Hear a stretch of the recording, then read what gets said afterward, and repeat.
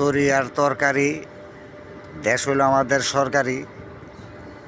এই যে সরকারি প্রতিষ্ঠানের জিনিসগুলা দেখেন, এত বড় বড় জাহাজ স্টিমারগুলা পড়ে রয়েছে, কত সনে পড়ে রয়েছে, আর কত সনের ট্রেনে যেগুলা যে এখানে রয়েছে, মানে ভাসমানের মতো দেখায় সৌন্দর্য। ঠিক আছে,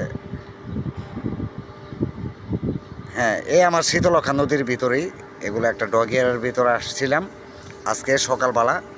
তো চিন্তা করে দেখলাম যে কিছু ভিডিও করে নিয়ে যাই।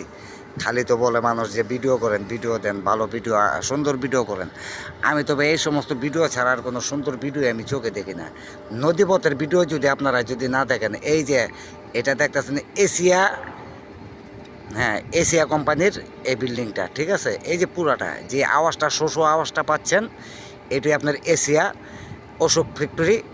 এবং এই যে এখানটা নিয়ে এরিয়াটা নিয়ে এই যে নদীর ভিতরে, এই যে নদীর পুরা সাইডটা, ঠিক আছে। হ্যাঁ, আজকের জন্য এতটুকু ভিডিও দিতেছি। পরবর্তী ভিডিও পাওয়ার জন্য সুন্দর করে একটি গঠনমূলক কমেন্ট করবেন, যাতে আপনাদের আরও ভালো ভালো ভিডিও সামনে দিতে পারি।